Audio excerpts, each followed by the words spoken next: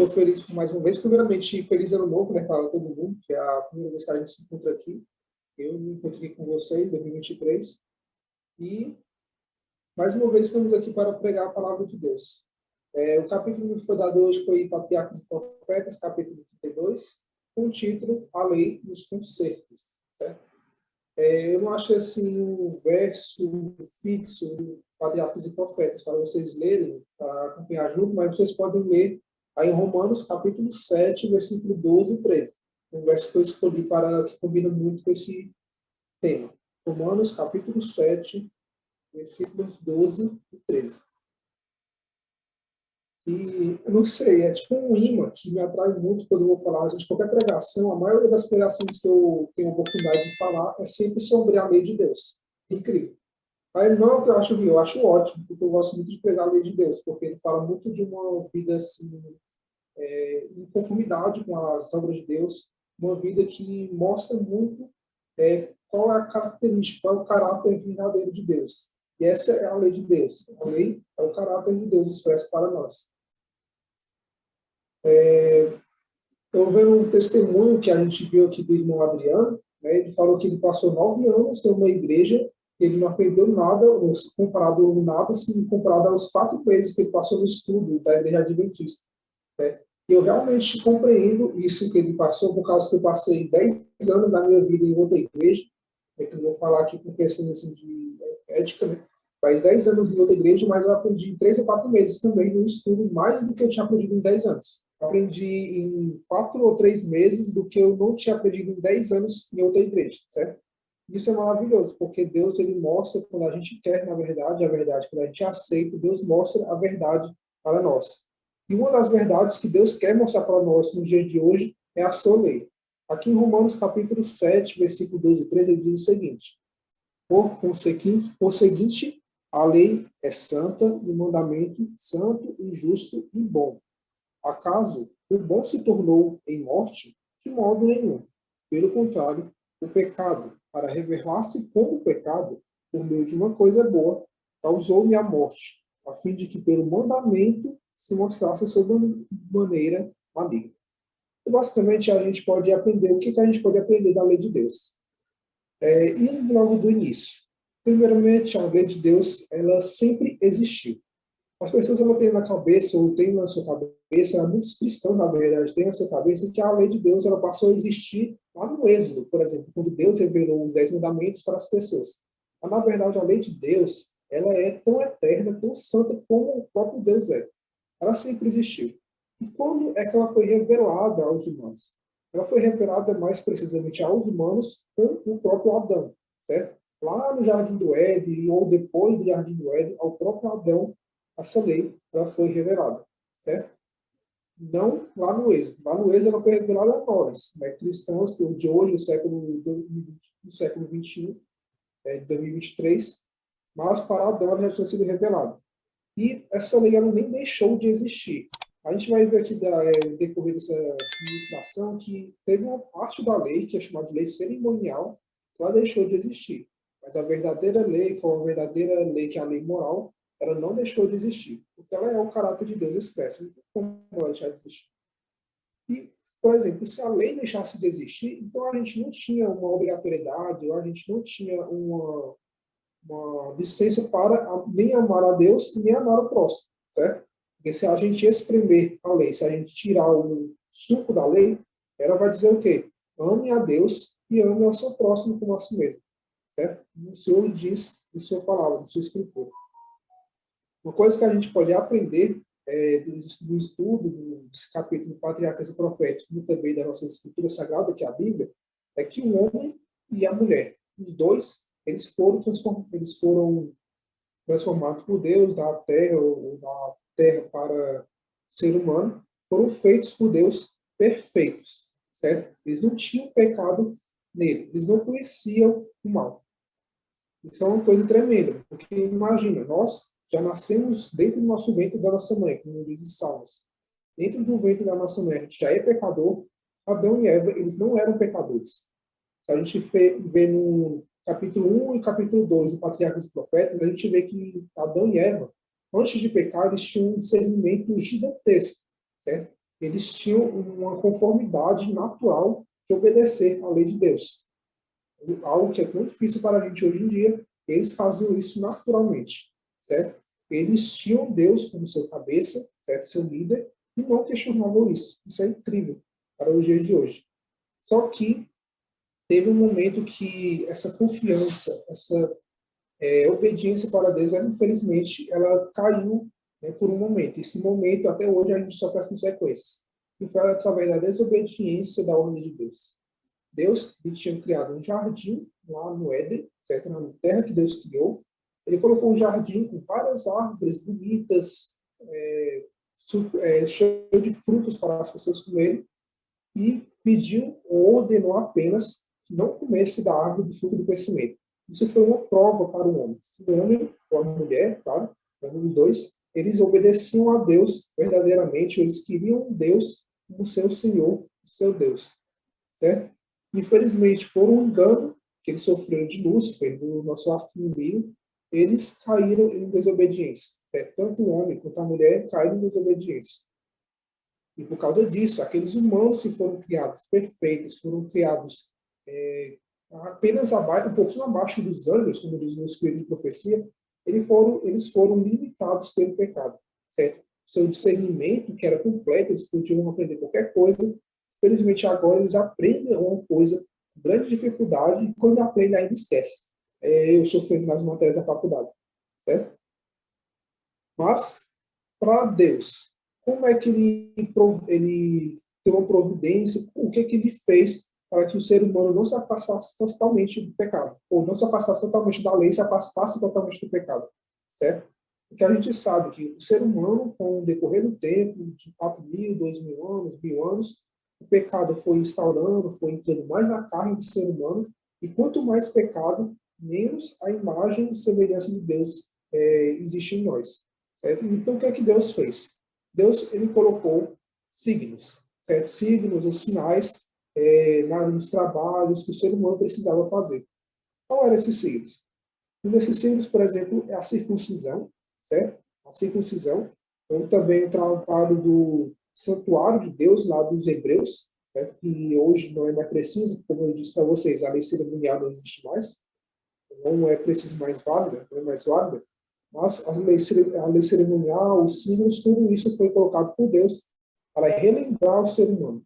E 10 mandamentos escritos também foram colocados para o ser humano para que ele obedecesse a Deus, começasse a novamente relembrar sua comunhão com Deus. Comunhão que era tão natural, que hoje não é mais. Se a gente vê lá em Deuteronômio, capítulo 11, versículos 18 e 19, Deus ele diz o seguinte para o ser humano, que aprendam a amar verdadeiramente o Senhor, seu Deus. Certo? E quando vocês aprenderem isso, quando amarem o Senhor, seu Deus, de todo o coração, de toda a sua mente, e obedecer à lei de Deus, ensinem isso aos seus filhos. Eu achei muito interessante isso, porque ensinar, por que preciso ensinar neste momento? Certo? Desde o começo, como eu disse para vocês, quando o pecado entrou no ser humano, o ser humano foi limitado pelo pecado, certo? O pecado limitou as capacidades surpreendentes que Deus colocou no ser humano. Então, agora o ser humano era esquecido, certo? Se o ser humano ele deixasse um dia, ou 2 dias, uma semana, sem ler as escrituras, ou sem falar com Deus em oração, ou fazendo jejum, nada, vivendo totalmente com a sua vontade para o mundo, ele esqueceria da vontade de Deus. Ele não conseguiria mais se relacionar com Deus, certo? A gente vai ver lá para frente que teve um momento de religação do ser humano. Foi uma pessoa muito importante, até hoje a gente deve falar sobre ele, certo? Uma pessoa santa, uma pessoa justa, que fez essa religação do ser humano com Deus.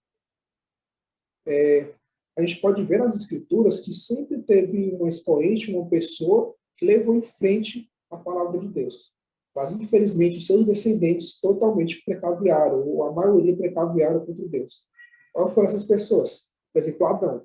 Deus revelou a Adão o sacrifício que Jesus passaria, o seu filho passaria, lá na cruz, lá na frente, muito depois dele. Só que isso ele passou para os seus filhos, que foi Caim e Abel, só que a gente sabe qual é o estado de Caim. Caim, lá em Gênesis mesmo, Gênesis capítulo 4, se não me engano, ele prostituiu, podemos dizer assim, prostituiu totalmente o sacrifício de Deus. Ele não quis trazer o cordeiro, ele por vontade dele mesmo, quis trazer as primícias da terra, vegetais, frutos, mas não era aquilo que Deus tinha pedido, ou seja, ele zombou o sacrifício de Jesus. Por isso que seu sacrifício foi rejeitado por Deus. Ou seja, Caim e seus descendentes, infelizmente, caíram do pecado, não quiseram obedecer a Deus. A gente sabe que Abel ele morreu, e o próximo descendente de Adão, que levou a palavra de Deus, foi Sete, certo? Outro filho de Adão e Eva. Outra pessoa que a gente pode dizer que foi um expoente, que levou a bandeira de Deus à frente, foi Noé, certo? Noé, ele chegou no momento lá do mundo que todo mundo pecava, estava a maior podridão de morte de pecado, certo? Mas chegou um momento em que Deus, pronto, eu vou dar fim a isso, mandou um dilúvio e apenas 8 pessoas se salvaram, apenas Noé e sua família. A gente sabe que, infelizmente, até os filhos de Noé que viram esse sinal, esse grande maravilha de Deus, foi um dilúvio, uma maravilha de juízo, de Deus. Felizmente, os descendentes de Noé não continuaram na fé. A gente também pode ver outra pessoa que foi Abraão. Abraão ele foi tirado da sua terra, foi chamado por Deus, passou 25 anos para ter um filho, sustentando aquela promessa de Deus. Foi um momento assim que, se os seus filhos ouvissem suas histórias ali, do seu avô, do seu bisavô, que era Abraão, ouvindo as histórias de Abraão, eles se maravilhariam com a capacidade e grandiosidade de Deus, certo? Mas, infelizmente, eles escolheram a sua própria vontade, por isso caíram no pecado. Deus, ele fez alguns sinais para Abraão, por exemplo, a circuncisão. A circuncisão foi precisa por causa que os humanos entraram em pecado, certo? Para que Deus mostrasse aos seres humanos que eles precisavam retirar o próprio da carne, aquele eu, seu eu, que até Paulo fala, o eu, a carne de você, e começar a se separar para Deus, para cumprir o propósito de Deus na sua vida, a subir o ministério, começar uma nova vida com Deus. Certo? E esse é o propósito da circuncisão. A principal circuncisão que a gente deve fazer hoje é a circuncisão do nosso coração, como diz em Jeremias. E Deus lhe deu um outro sinal, uma outra forma de lembrar ao ser humano. E qual foi isso? Foram os 10 mandamentos. Certo? Foram os 10 mandamentos que o próprio Deus escreveu com o seu dedo poderoso lá no Monte Sinai, certo? Para os hebreus e também para a gente. Foi tanto que os estatutos e os juízes, que hoje, até hoje, a gente tem lá no livro de Êxodo, Levítico, Números, Deuteronômio, todos esses estatutos e juízes que Moisés prescreveu às pessoas, os hebreus e até a gente, foram apenas prolongamentos desses 10 mandamentos, certo? E eu anotei algumas coisas aqui interessantes que são pontos assim a gente refletir, tanto na história dos hebreus, dos israelitas, dos judeus, como também na nossa vida. Primeiro, se os hebreus tivessem guardado a lei desde o princípio, eles não precisariam de circuncisão. Porque se todos eles estivessem separados para Deus, de corpo e alma, para adorar a Deus, eles não precisariam ter aquele sinal físico de que agora eu sou o povo hebreu. Não, eles adorariam a Deus sem precisar dessa prova física, né? Não foi, por exemplo, até esqueci o nome do discípulo que duvidou de Jesus que ele estava vivo, aí precisou ver as marcas na mão dele. Foi Tomé, eu acho. Foi Tomé. Certo? Então, se tivesse guardado a lei de Deus desde o começo, se os hebreus tivessem guardado a lei desde o começo, não precisariam da circuncisão. Os Espíritos de Profecia até falam. Outra, se tivessem guardado a circuncisão, esse novo sinal que Deus deu, eles não se cederiam à idolatria. Mas a gente sabe, depois da circuncisão, ela foi instalada com Abraão, certo? E, infelizmente, os hebreus, os israelitas, eles se envolveram com povos idólatras, se envolveram com povos ao redor.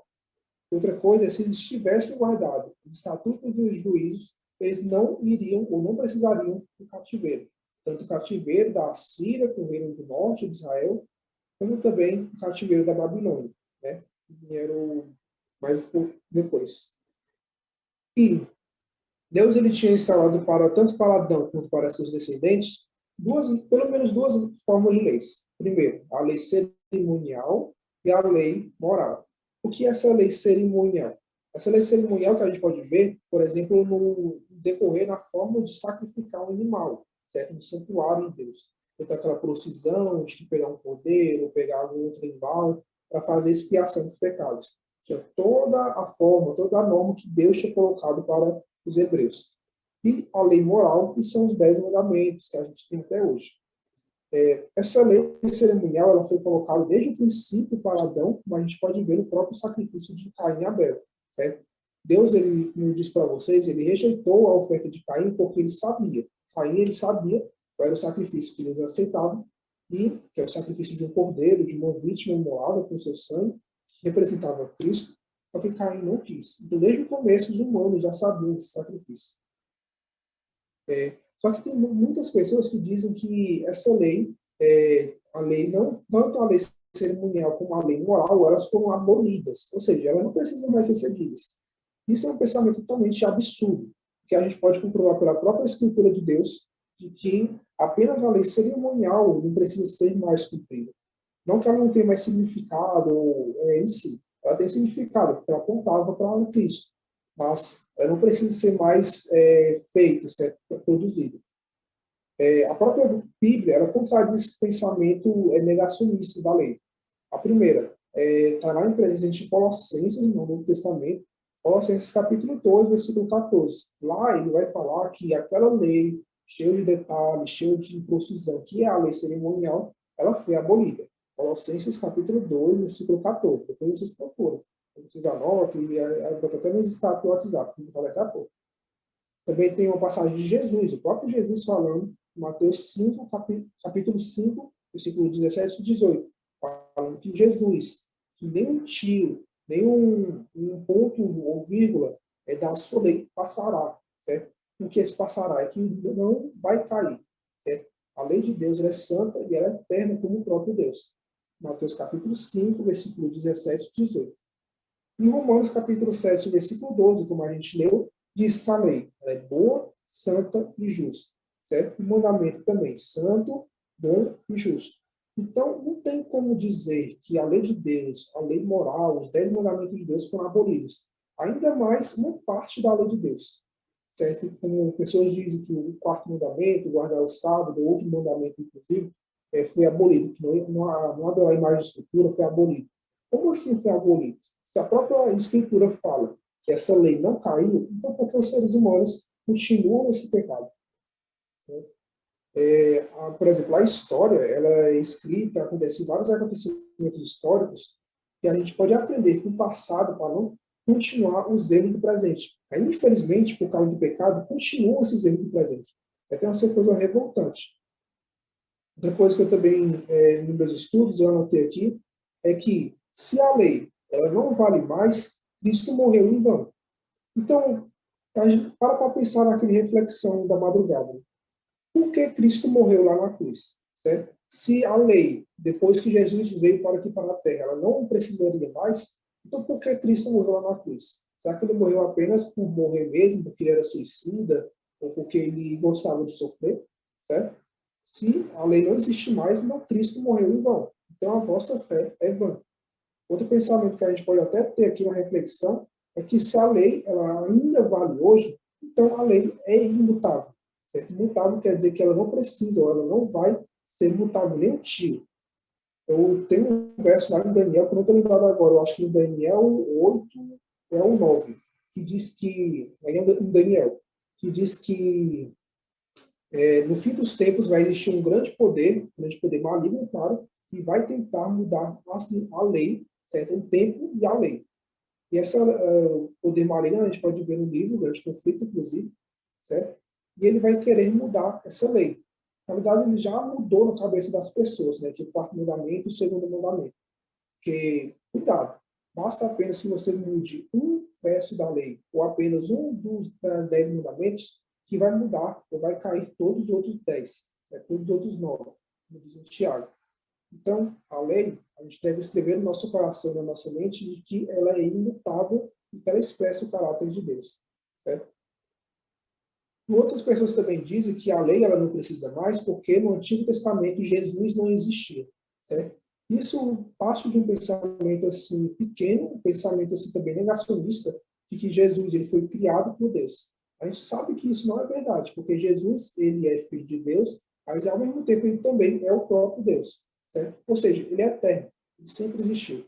Se ele sempre existiu, então ele existe também no Antigo Testamento. Em qual passagem a gente pode ver Jesus no Antigo Testamento, certo? Vocês podem anotar aí, lá em Êxodo capítulo 13, versículo 17 em diante, fala que Jesus ele guiou os hebreus no deserto.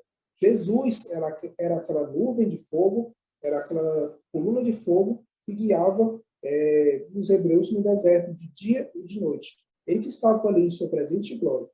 Também é Jesus que apareceu em Gênesis 15, aparecendo para Abraão junto de dois anjos, prometendo-lhe um filho, certo? E também foi Jesus, lá em capítulo 32 de Gênesis, que ele lutou com Jacó, a luta de Jaboque, né, do rio de Jaboque, ribeiro de Jaboque, que é chamado de Peniel hoje, local, que ele lutou com Jacó, certo? Então, essas três passagens, pelo menos essas três passagens, elas apontam e a luz que foi mostrada para vocês, eles não escondem como fizeram os judeus, certo? Os judeus, eles pecaram, eles caíram, porque eles guardaram a luz para eles e não proclamaram aos gentios. Jesus ele quer religar a sua comunhão, ao seu estado espiritual, a sua vida, todos os para junto ao Pai, para que você possa voltar ao Éden, possa voltar a ter sua salvação final. E agora a gente vai orar para a gente terminar este momento grandioso por Deus. Senhor, meu Deus, meu Pai, muito obrigado, Senhor Deus, por essa oportunidade. Senhor, encontrar tempo aqui, Senhor, que o inimigo tentando derrubar este momento, mas muito obrigado por nos em pé. Muito obrigado pela tua palavra, que foi os primeiros um verso, alguma coisa possa ter chegado no coração de cada um. Eu te peço e te agradeço. Em nome de Jesus Cristo. Amém.